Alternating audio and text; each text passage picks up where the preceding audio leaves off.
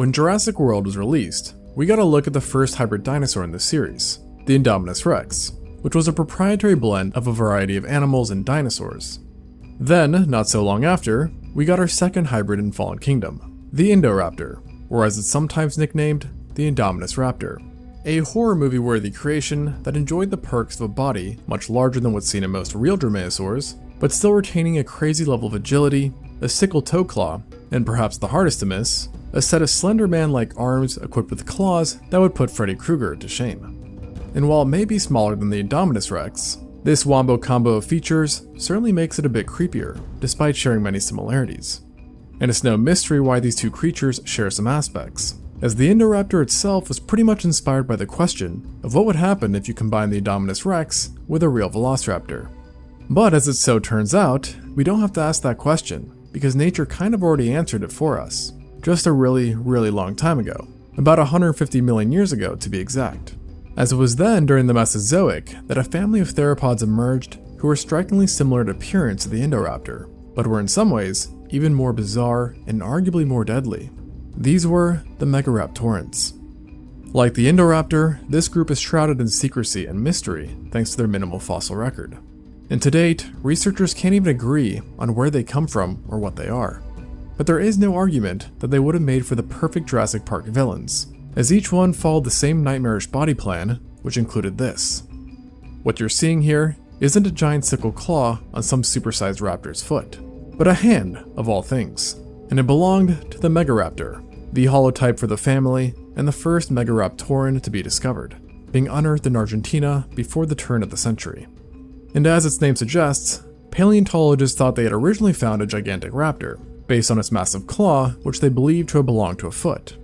However, we now know that this was a hand claw that sat on its first finger, and that it measured a whopping 30 centimeters or 12 inches, making it about the same length as the longest Bowie knives in existence, or just as long as your typical ruler. This also meant that the Megaraptor literally had the longest claws of any predatory animal ever, a title that would only be beaten by none other than one of its own. As over the next 2 decades, many new genera belonging to this family were discovered, with a few being even scarier than their predecessor. And now the total number of Megaraptorans sits at 11 different genera. And crazily enough, these additional discoveries wound up teaching us that Megaraptorans' iconic weapons were somehow much more lethal than first thought, as these theropods didn't just have one built-in sword, but 2, as their second finger had their own enlarged recurved claws that were just like the first, i.e., shockingly sharp and very long.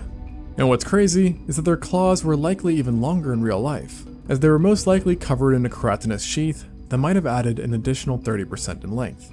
And now, while the third finger did not have giant claws like the first and second, it was still razor sharp and powerful.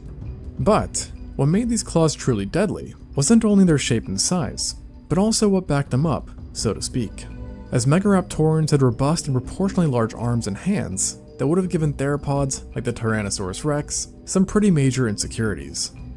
These arms were roped in thick muscles, and the bones were constructed in a way that made them durable and highly flexible, allowing Megaraptorans to freely maneuver their weapons around with speed, and letting them be used as either a sword or spear depending on how they were feeling, which in both cases would lead to catastrophic flesh wounds and massive internal damage. And even the death of the victim wouldn't have stopped the claw's onslaught, since researchers think that Megaraptorans likely use their claws to rake carcasses and tear bodies apart, allowing them to access hard-to-reach meat and disembowel their food. Now at this point I could stop here and still have it be plenty clear on why it would suck to be hunted by Megaraptorans. Yet this isn't the full picture. Oh no. As to truly understand the extent of their brutality, we have to talk about prey body size. You see, if a dinosaur was large enough, it's thought that Megaraptorans would have hunted it by using giant fatal claw strikes and slashes to bring it down, before dicing their victim up into smaller edible pieces. This sounds bad enough, however this is actually the lesser of two evils. As for smaller dinosaurs, including what would be human-sized ones, the Megaraptorans did something much more unpleasant. They would first catch their prey, grip them, and pierce them like a shish kebab with their giant hooks, and then while they were still possibly alive, eat them. Kind of like a person eating a piece of pizza, only that the pizza's alive, has been impaled, and is definitely screaming. We know this is a possibility, as Megaraptorans all had hyper-flexible and well-developed shoulders, that were unlike anything seen in most predators, implying a wide range of motion and the ability to lift things upwards towards their waiting mouths. And despite not being as deadly as their horrendous claws, their mouths were no joke either, and in some ways were actually more interesting.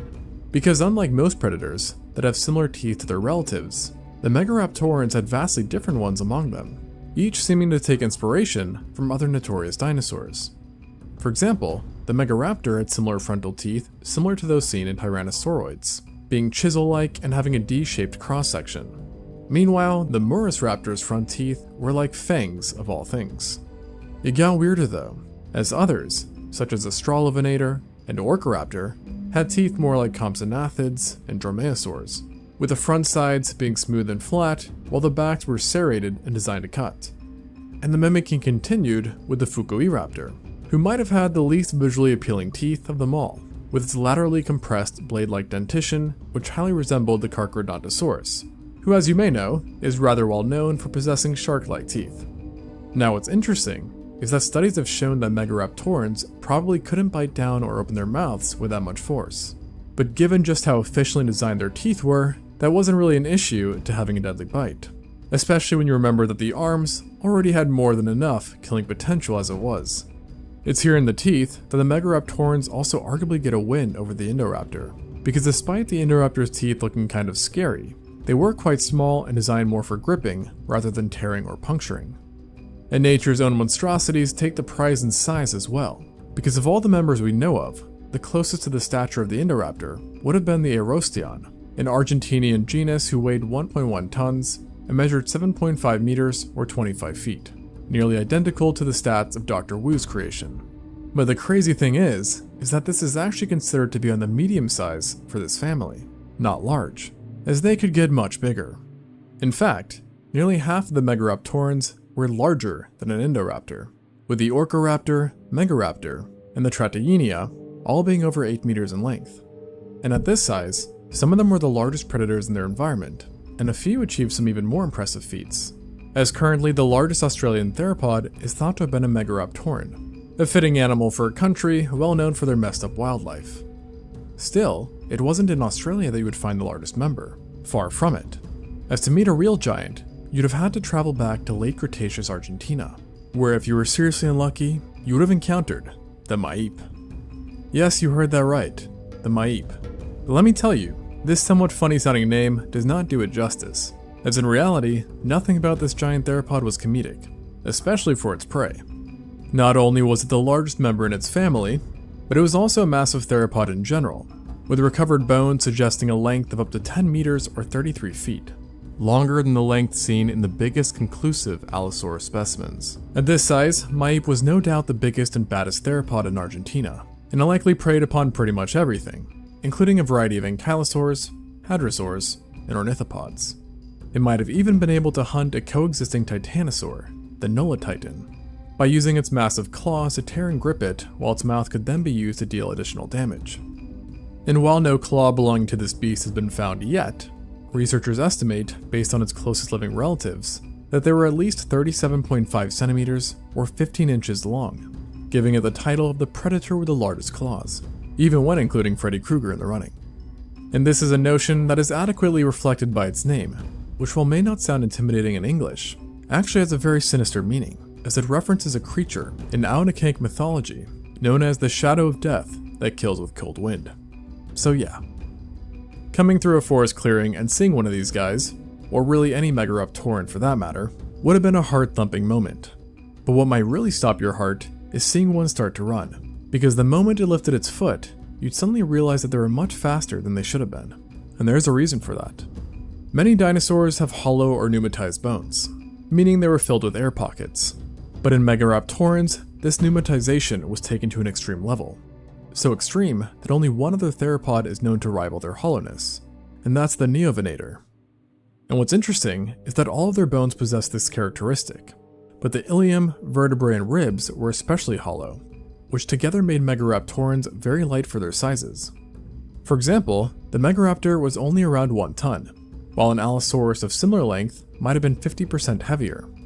And it got even crazier than this, as some like the Australovenator might have been no more than 310 kilos or 680 pounds, despite being over 6 meters or 20 feet in length, which leads some paleontologists to think that certain genera were the cheetahs of their time. This surprising lightness helped turn this group into very agile and speedy killers, kind of like prehistoric ninja with giant shukos, and would have let even the larger ones chase down prey smaller than themselves, and stage stealthy ambushes. Not to mention, they also had leg bones that were relatively slender and similar in construction to those seen in Dinosaurs, implying yet again more adaptations meant for running.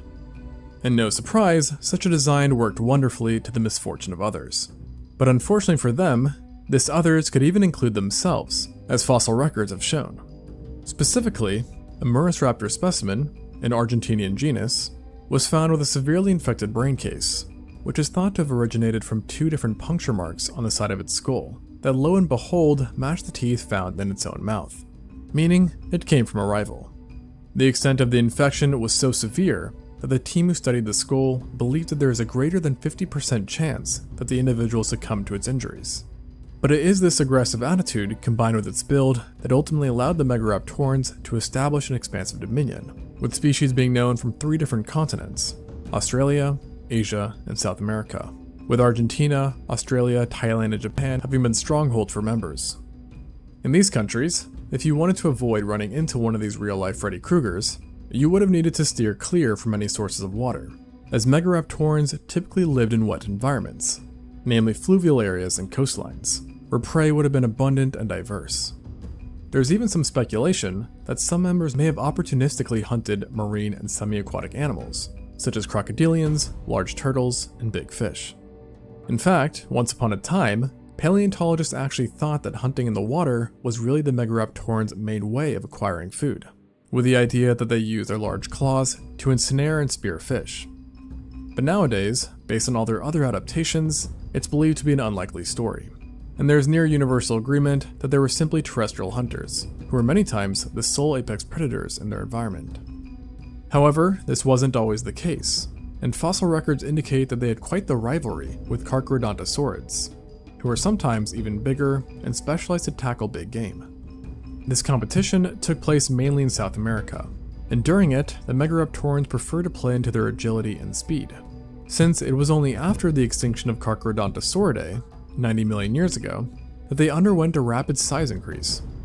But funnily enough, despite their competition with the Carcharodontosauridae, they coincidentally shared a similar brain case shape and design, leading to some thinking that the two had comparable intelligence levels.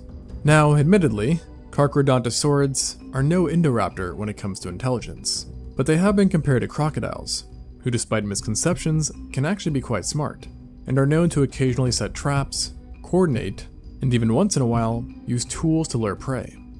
So that's all to say, if any of this rubbed off on the Carcharodontosauridae, and thereby Megaraptorans, neighboring herbivores would have been in for quite the nasty surprise. Despite this shared similarity and the two's close but questionable relationship, Megaraptorans are currently believed not to be a part of the Carcharodontosauria, and actually, no one really knows what these enigmatic killers were. Obviously they have their own family, but to which group of theropods they belong to is unknown. As their name suggests, originally paleontologists thought they were giant dromaeosaurs, but this has since been discarded since they don't have enlarged toe claws. Then they thought that Megaraptorans are part of the Neoventoridae, given the similar hollowed bones, but that didn't last either. And since then, 2 new schools of thought have emerged, with one side believing them to be tyrannosauroids, meaning their closest relatives were possibly tyrannosaurids, or they were simply non-tyrannosauroid coelurosaurs, which doesn't really tell us much either. And the mystery surrounding this group doesn't end with classification, as we also don't know where they come from. Currently, the best guess is that they originated in Asia, possibly during the final days of the Jurassic. From there, they wound up in Australia sometime in the early Cretaceous. After that, they ended up doing very well and became highly diversified, eventually carrying on their conquest to South America, likely arriving there via Antarctica. So quite the explorers, on top of being the perfect killing machines. And actually, they were so good at being hunters and simply existing, that you could make the argument that Megaraptoran traits were more effective than what other theropods had. Because if you compare this group's survival time against others, it's basically a clean sweep. For example, Tyrannosauridae achieved an existence of about 16 million years, Spinosauridae 46 million, Carcharodontosauridae 64, Megalosauridae 25 million, and you get the idea. Meanwhile, the Megaraptorans clocked an existence spanning over 84 million years, making them among the longest-lived dinosaur groups, period. And opposed to some animals that tend to get smaller through time, it seems that they only got scarier and more overpowered, as the last iteration and surviving member happened to be the biggest and arguably the most deadly. And of course, I'm talking about the Maip itself. And when you have a family as messed up as this, it really makes you wonder, how did they even go extinct? Well, it turns out that Mother Nature herself couldn't get the job done, because like the non-avian dinosaurs as a whole, the Megaraptorans were only wiped out after a giant meteor slammed into the Earth 66 million years ago, bringing an end to all non-avian dinosaurs and the last of the Megaraptorans. And to this day, we're still waiting for a new animal to pop up that has claws even close to as impressive as theirs. Thanks for watching, and until next time on Extinct Zoo.